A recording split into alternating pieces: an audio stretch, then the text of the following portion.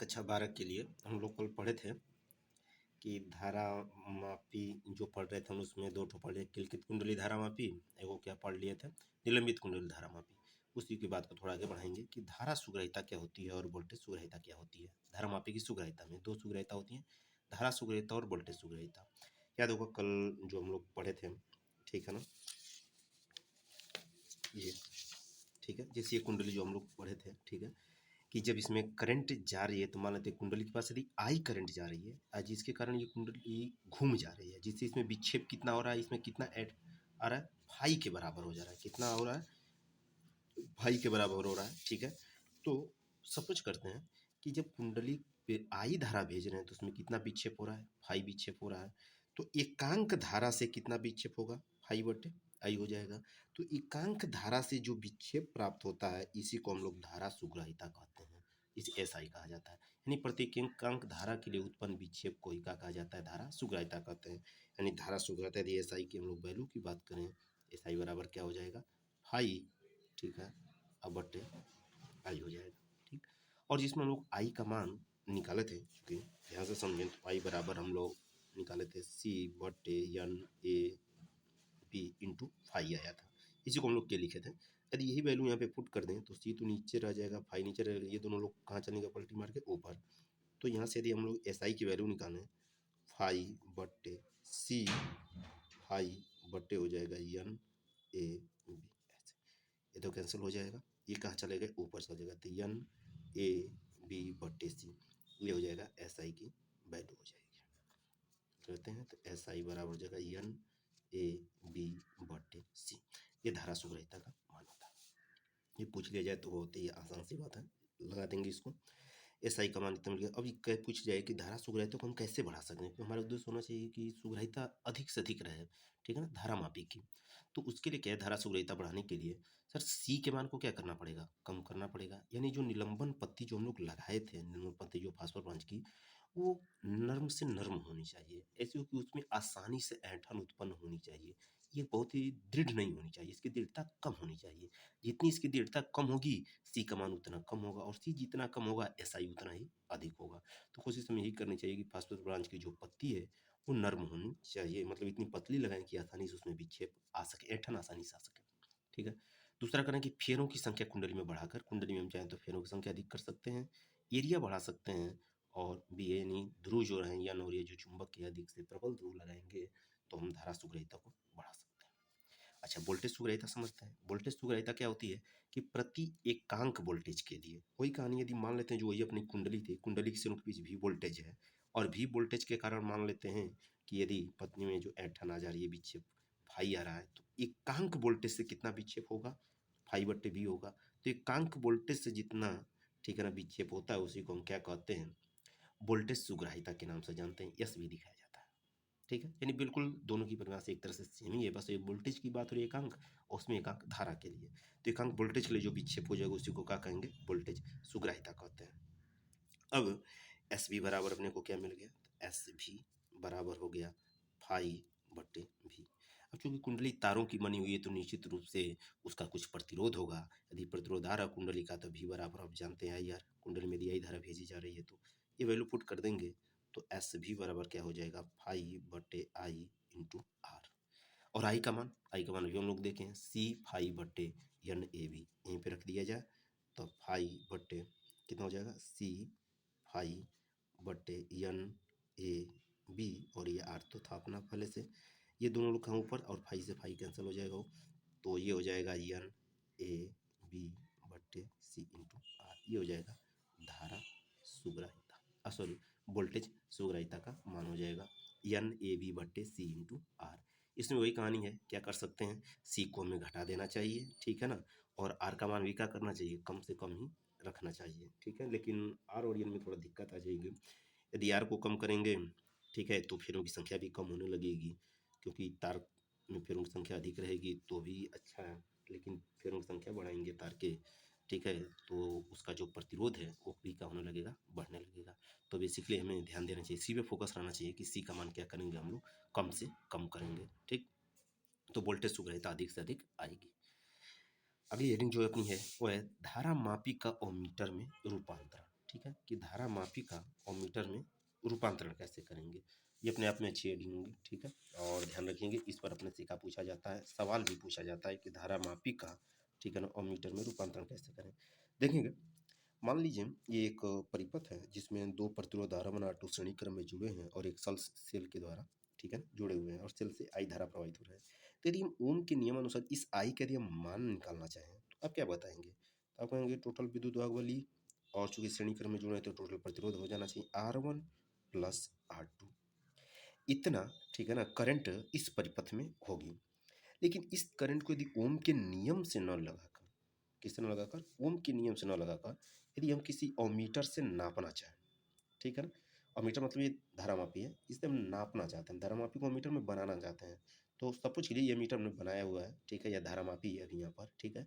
तो इससे हम नाप कर बताना चाहते हैं कि यही करंट आई का मान नाप के बताना चाहते हैं, ठीक है। अच्छा, अब धारामापी की बात हो रही है, ठीक है ना।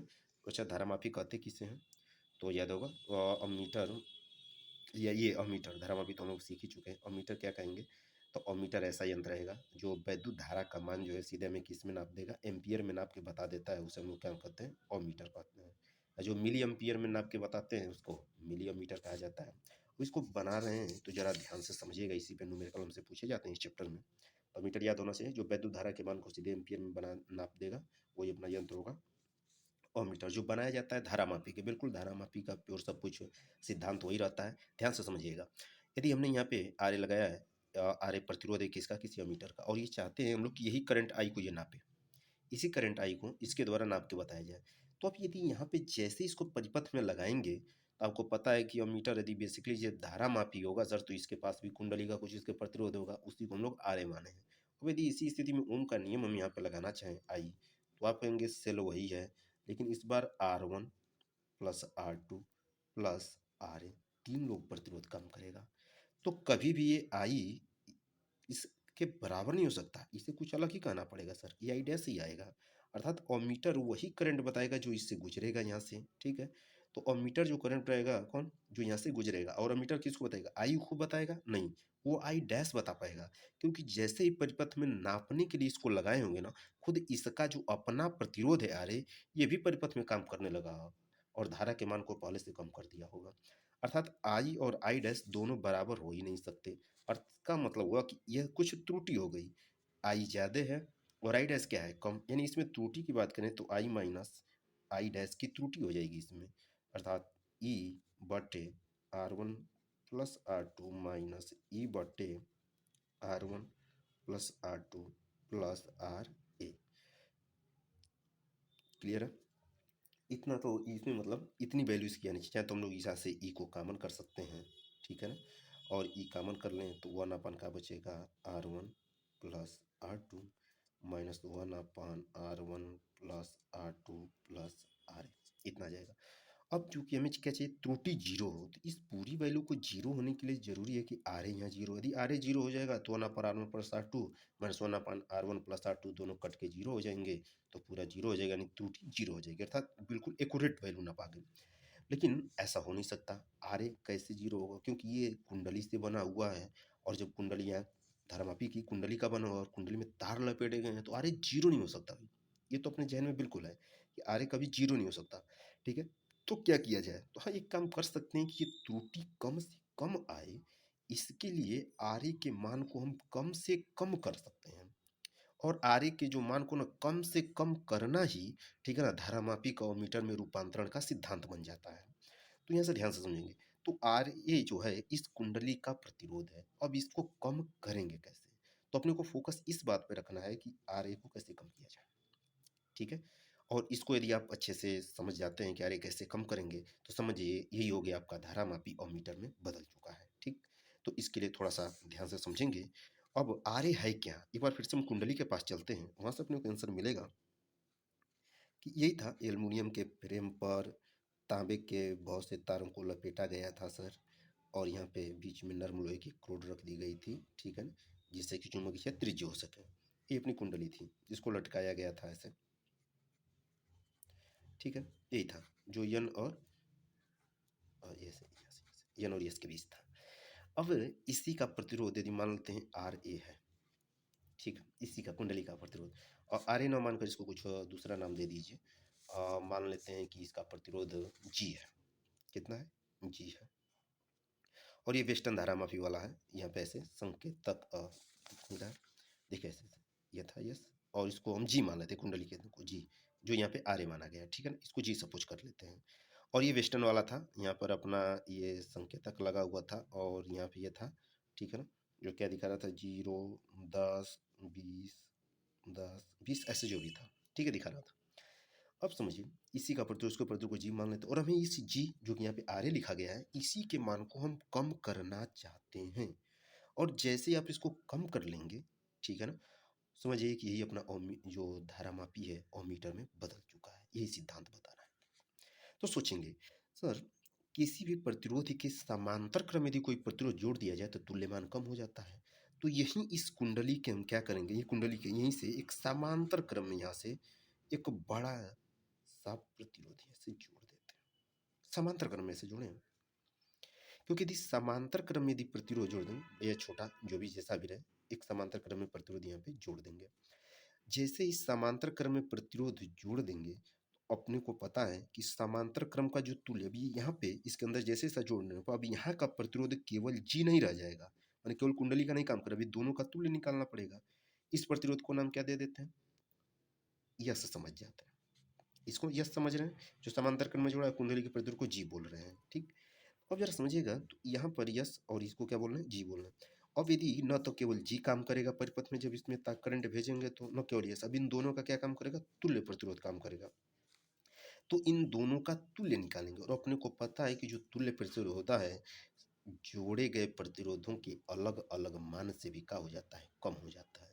अर्थात ये जो यहाँ का तुल्य प्रतिरोध का मान होगा, कुंडली के प्रतिरोध से भी क्या हो जाएगा, कम हो जाएगा, यानी आर ए का मान अब पहले से क्या आएगा, कम आएगा, ठीक। तो इस बात को समझ लें कि इसी का इमेज हम यहाँ पे ड्रॉ कर रहे हैं, समझेंगे, ठीक है ना, इसी बात को हम यहाँ पे समझने का प्रयास करते हैं। मान लीजिए ये कुंडली है जी, जिसका प्रतिरोध है, ठीक है ना, और इसके हम लोगों ने क्या किया, समांतर क्रम में एक यहाँ से इस जोड़े, इसी का इमेज यहाँ पे ऐसे ड्रॉ कर रहे हैं। और हमें ये कौन सी धारा मापने के लिए बनाया गया है, आई धारा मापने के लिए बनाना रहे हम लोग, कि आई धारा मापना है। अब यहाँ से एक बात ध्यान रखिएगा, जब भी यहाँ से यदि कोई धारा आ रही है, धारा का जो भी यहाँ से जो मान आ रहा है, तो धारा इसमें गई, ठीक है, और कुंडली ऐसे घूमने लगी, और कुंडली ऐसे, अभी मान लीजिए नहीं जोड़े हैं, उस समय सोचिए कुंडली घूमने लगी, और ये संकेतक पूरा यहाँ तक गिर चुका है, एकदम अंत तक ये संकेतक ने वैल्यू, पूरे अंत तक एकदम वैल्यू बता चुका है। अब यदि इस धारा से अधिक धारा भी हम यहाँ भेजेंगे, तो वो धारा को ये माप नहीं पाएगा। अर्थात यहाँ पे एक बात का हमें ज्ञान होना चाहिए कि कितनी धारा से कुंडली के पूरे पैमाने का विक्षेप होता है। ध्यान से सुनिएगा, कितनी धारा से कुंडली के पूरे पैमाने का विक्षेप होता है, मतलब यदि मान लेते हैं इसमें 1 मिली एम्पियर की धारा जा रही है, और ये संकेतक यहाँ से यहाँ तक गिर जा रहा है, तो बताओ इसमें 1.5 मिली एम्पियर, 2 मिली एम्पियर भी भेजेंगे तो यहीं तक पूरा गिरता रहेगा, अर्थात उसके बाद ये काम करने के लिए नहीं है। तो हमें ये पता होना चाहिए कि कितनी धारा से संकेतक के पूरे पैमाने का विक्षेप हो रहा है। वही कहानी, मान लीजिए हमें आई धारा मापने के लिए बनाया गया है, और हमने यहाँ पे मान लिया कि जो आई जी धारा है, ये आई जी वह धारा है जो यहाँ से गुजर रही है, तो इस कुंडली के पूरे पैमाने का विक्षेप हो जा रहा है। अब इससे अधिक धारा यदि कुंडली में भेजेंगे तो भी पूरे पैमाने का विक्षेप हो जाएगा, तो कोई मतलब नहीं निकल, धारा को हम सही से नाप नहीं सकते। तो यदि आई जी धारा से पूरे पैमाने का विक्षेप हो जा रहा है, तो कितनी धारा बचेगी जो समांतर वाले में चली जाएगी, तो आप कहेंगे आई में से आई जी घटा देते हैं सर, आई में से आई जी घटा देंगे तो बाकी धारा इसमें चली जाएगी। तो ये बनाते समय समांतर क्रम में जो प्रतिरोध हम जोड़ रहे हैं कुंडली की, हमारे जहन में ये होना चाहिए कि ये इतना इसका प्रतिरोध है कि कुंडली में बस उतनी ही धारा पहुंचे जिससे पूरे पैमाने का विक्षेप हो, और जो धारा मापी जा रही है उसकी शेष धारा इस समांतर वाले से होकर गुजर जाए, तब तो ये काम करेगा, अन्यथा काम नहीं करने वाला। अब यदि ये दोनों समांतर क्रम में जोड़े गए हैं, तो ओम का नियम लगाएं, तो इसके सिरों के बीच का विभवांतर यदि भी हो, इसके तो सिरों का बीच का विभवांतर भी का होगा, भी ही होगा, क्योंकि समांतर क्रम में है। तब भी बराबर क्या होता है, आई इंटू आर, तो आप बोल सकते हैं आई जी गुणे जी, और इसमें कितनी करंट जा रही है, आई माइनस आई जी, और ये क्या हो जाएगा, यस, ये सिद्धांत काम करेगा। तो हमसे प्रश्न पूछा जाएगा कि हम आई धारा को मापना है, किस धारा को मापना है, आई धारा को मापना है, जबकि कुंडली का विक्षेप कितने से हो जा रहा है, IG धारा से हो जा रहा है। तो बताइए इसके समांतर क्रम में कितना प्रतिरोध यस से जोड़ा जाए, जबकि कुंडली का प्रतिरोध जी अपने को दिया हुआ है। या फिर जी का मान पूछेगा, यस दे देगा, IG दे देगा, आई दे देगा। बस ये ध्यान रखना इसमें, आई कौन है, वह धारा है जिसे मापना है। IG कौन सी धारा है, जिससे कुंडली के पूरे पैमाने का विक्षेप हो जाता है। अब IG से अधिक भी मान जाएगा तो कुंडली जो है उसको IG ही बताएगी, उससे ज़्यादा नहीं माप सकती।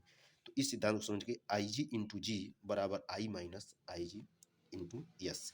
अब यहाँ से यदि हमें यस का मान निकालना है, इस यस का तो इससे भाग कर देते हैं, तो यस बराबर क्या हो जाएगा, IG, ठीक है, इंटू जी बटे आई माइनस IG।